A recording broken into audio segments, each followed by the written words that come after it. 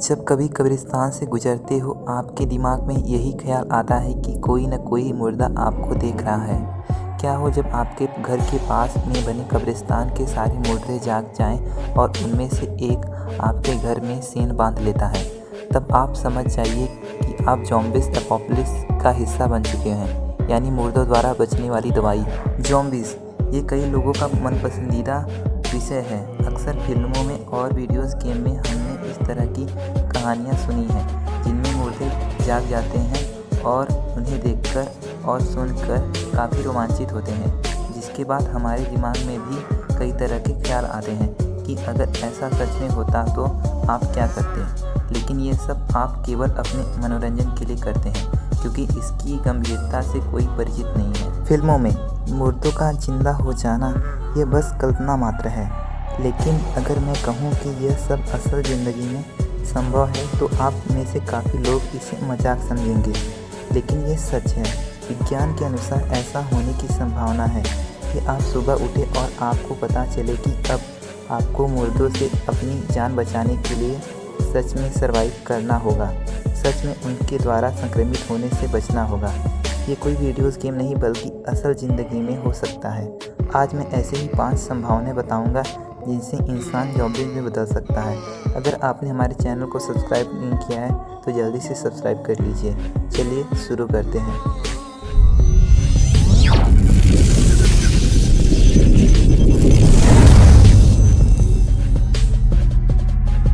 Number 5, rabies infection. Rabies एक बहुत जानलेवा इन्फेक्शन है। अगर समय पर इसका उपचार न किया जाए तो बाद में इंसान की बहुत ही दर्दनाक मौत होती है। किसी भी जानवर के इंसान को काटने पर रेबीज़ हो सकता है, लेकिन चूंकि यह परजीवी वायरस नहीं होता और ना ही इसका म्यूटेशन आज तक देखने को मिला है। अगर सही समय पर इसका उपचार किया जाए और खुद को वैक्सीनेट कर लिया जाए तो इससे बचा जा सकता है, लेकिन इसके प्रति लापरवाही जानलेवा हो सकती है, जो कि एक बार शरीर के अंदर जगह बना लेने के बाद रेबीज़ का उपचार करना नामुमकिन है।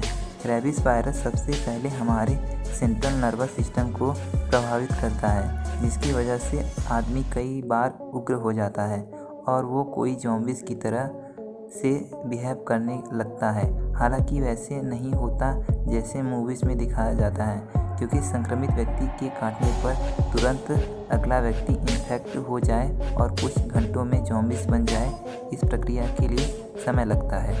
रेबीज़ के पहले लक्षण जो इंसान में देखने को मिलते हैं वो है घबराहट, कन्फ्यूज़न, हेलुसिनेशन और पैरालिसिस हो जाना, लेकिन इसके लक्षण तुरंत नज़र नहीं आते। ज़्यादातर आपके इम्यून सिस्टम पर निर्भर करता है कि आप इससे कितनी जल्दी प्रभावित होते हैं। सवाल यह है कि रेबीज़ वायरस से इंसान सच में ज़ॉम्बीज़ बदल सकता है।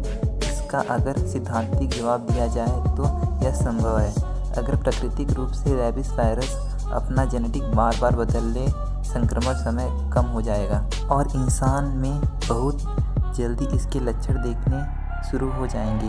कई वायरस का प्राकृतिक तौर पर म्यूटेशन रेट बहुत हाई होता है, यानी कि लगातार बदलते रहते हैं। यहाँ तक कि विक्टिम शरीर को दिए जाने वाले वैक्सीनेट को भी बाईपास कर सकता है। अगर ये भी फ्लू वायरस की तरह हवा में फैलने लगे तो ये उसी बिल्कुल तेज़ी के साथ आगे बढ़ेगा जैसे इन्फ्लुएंजा वायरस बढ़ता है, और तब जाकर ये बहुत खतरनाक रूप ले लेगा। इस अवस्था में इंसान सच में बहुत ही जल्दी संक्रमित होगा और ज़ॉम्बीज़ में बदल जाएगा। Number 4, ओफियोकॉर्डिसेप्स genus. कॉर्डिसेप्स एक प्रकार का फंगस है। वैसे तो फंगस की 200 से ज़्यादा प्रजातियां होती हैं।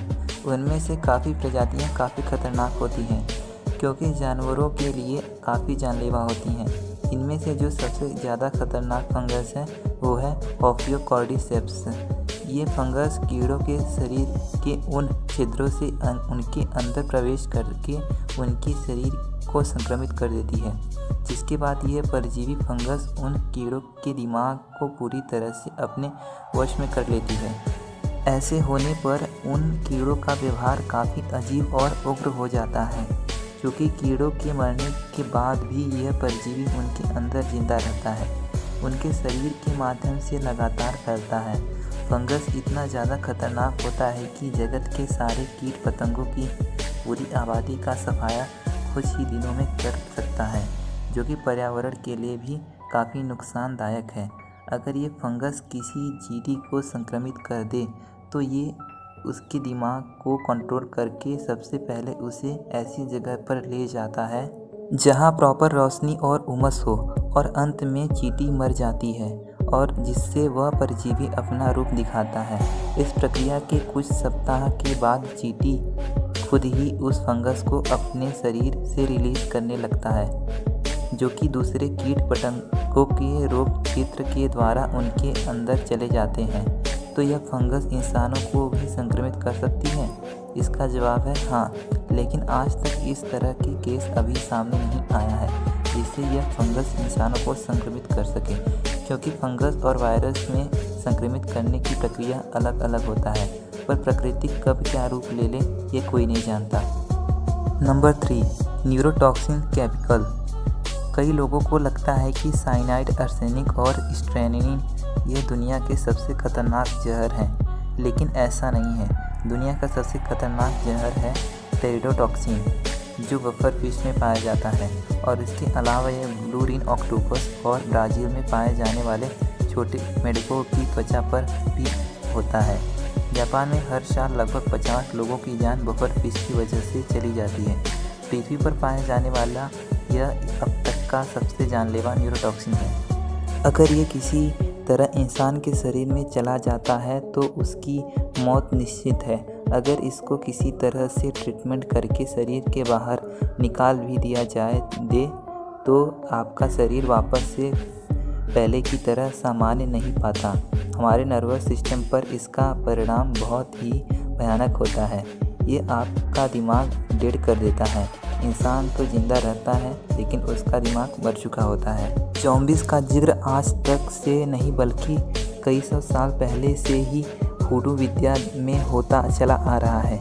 कई लोग इसे तंत्र मंत्र मानते हैं तो कई लोग दूसरों को नशे के माध्यम से गुलाम बनाने की चाल से।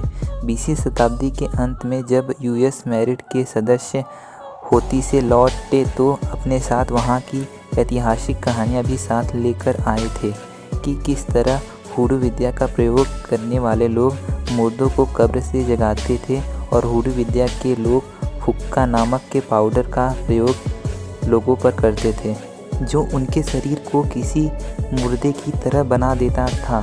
लोगों को लगता था कि इंसान मर चुका है, जिसके बाद में उसे दफना दिया जाता था, लेकिन वुडू प्रीस्ट उनके कब्र खोदकर बाहर निकालते थे और उनके शरीर को कंट्रोल करते थे, क्योंकि ये सब उस पाउडर का असर था जो असल में एक तरह का न्यूरोटॉक्सिन ड्रग्स होता था। हालांकि कई वैज्ञानिकों ने इस चोरी को पूरी तरह नकार दिया, लेकिन 33 साल पहले वेड डेविस नामक एक आर्थ्रोपोलॉजिस्ट ने अपने रिसर्च में यह खुलासा किया था कि होती समुदाय के लोग सच में इस तरह की विद्याओं को अंजाम देते थे। Number 2, stem cells and nano virus. Stem cells और नैनो वायरस आने वाले समय में मेडिकल साइंस के लिए एक वरदान साबित हो सकता है, लेकिन साथ ही ये दुनिया के लिए सबसे खतरा बन सकता है। दुनिया के कई ऐसे वैज्ञानिक हैं जो नैनो वायरस पर काम कर रहे हैं, जो कि छोटी सी सिलिकॉन चिप के रूप में होगी, जिसे ब्रेन के अंदर लगाया जा सकता है, जिससे इंसान की मरने के कई महीनों तक भी उसका दिमाग जिंदा रह पाएगा। यहाँ तक कि इस नैनोबोट्स पर ऑलरेडी शोध चल रहे हैं। इसका प्रयोग करके दिमाग की टूटी हुई नर्वस को दोबारा से रिपेयर किया जा सकेगा, लेकिन इसका सबसे बड़ा खतरा ये है कि इस चिप की मदद से कोई भी व्यक्ति आपके दिमाग को आसानी से कंट्रोल करके आप अपना गुलाम बना सकता है। इसके अलावा एक और जरिया है जिसकी वजह से इंसान अपने दिमाग का कंट्रोल खो सकता है, और वो है स्टेम सेल्स। भविष्य में स्टेम सेल्स का प्रयोग शरीर के मरे हुए ऑर्गन्स को दोबारा बनाने के लिए किया जा सकेगा। इंसान के मरने के बाद उसके दिमाग बाहरी परत भी बहुत जल्दी मरने लगती है। इसी बाहरी परत की वजह से हमारे अंदर भावनाएं होती हैं और हम चीज़ों को याद रख पाते हैं। यदि स्टेम सेल्स की मदद से दिमाग को मॉडिफाइड करने पर यह उग्र भी हो सकता है और कुछ भी खाना शुरू कर देंगे, यहाँ तक कि इंसानों को भी ये खाना शुरू कर देंगे। कोई नहीं जानता इस दुनिया के किसी कोने में भी कोई वैज्ञानिक अपनी जिज्ञासा और जुनून के चलते इस तरह के स्टेम सेल्स पर काम कर रहा है। नंबर 1, टॉक्सोप्लाज्मा गोंडी एक सिंगल सेल से बना सूक्ष्म जीव है और यह तभी जीवित रह सकता है जब उसे कोई जीवित कोशिका मिल जाए। उसकी आबादी मल्टीप्लाई होकर बढ़ती रहती है। इसकी वजह से इसे क्लासिफाइड पैरासिटिस यानी वर्गीकरण परजीवों में से शामिल किया गया है। जिन भी जानवरों को यह पैरासाइट्स इफेक्ट करता है उन्हें हॉस्ट बोला जाता है। यह परजीवी इन्हें के माध्यम से और ज़्यादा पोषित होता है और बढ़ता चला जाता है। एक परजीवी की लाइफ साइकिल बहुत ही जटिल है। इस परजीवी लाइफ साइकिल आसानी से नहीं मरता क्योंकि इसके कई होस्ट होते हैं। एक संक्रमित जानवर के मर जाने के बाद भी यह दूसरे जानवरों को जीवित रहता है। लेकिन क्या इंसानों को संक्रमित कर सकता है? तो इसका जवाब है हाँ, यह इंसानों को भी फैल सकता है। आपको शायद यकीन नहीं होगा, लेकिन पूरी दुनिया की लगभग 50% आबादी इस टॉक्सोप्लाज्म की चपेट में ऑलरेडी आ चुकी है। लेकिन इंसान आया कैसे? इसका जवाब है डोमेस्टिक कैट। इसका इंसानों में पनपने का सबसे बड़ा कारण है पालतू बिल्लियाँ। लेकिन बिल्लियों के अंदर कैसे पनपता है?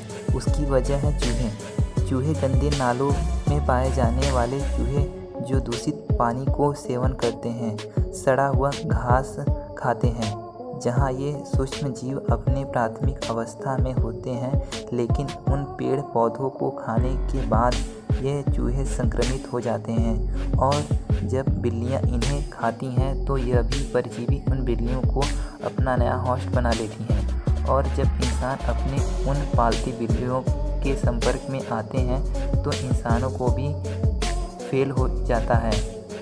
ब्राज़ील आधी से ज़्यादा जनसंख्या इससे संक्रमित है। इसके लक्षण हैं मांसपेशियों में दर्द, बुखार, सिर दर्द और उल्टी होना।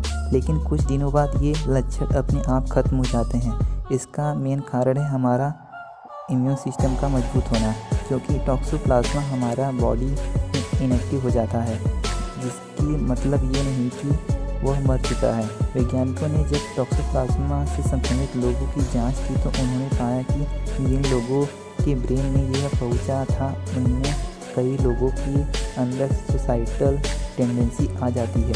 उनके दिमाग से मौत का डर पूरी तरह से खत्म हो जाता है। अगर ये परजीवी प्राकृतिक रूप से म्यूटेट हो जाए, यानी अपना रूप बदल ले जैसे हर खतरनाक वायरस करता है, तो यह ज़ॉम्बीज़ एपोकैलिप्स को रियलिटी में बदलने में समय नहीं लगेगा। तो ये थे 5 संभावनाएं जिससे इंसान आपको क्या लगता है, क्या सच में मुर्दा जागकर तबाही मचा सकते हैं और क्या हमें इसे गंभीरता से लेना चाहिए? कमेंट बॉक्स में ज़रूर लिखिएगा। यदि आपने हमारे चैनल को सब्सक्राइब नहीं किया तो जल्दी से सब्सक्राइब कर लीजिए। मिलते हैं नेक्स्ट वीडियो में।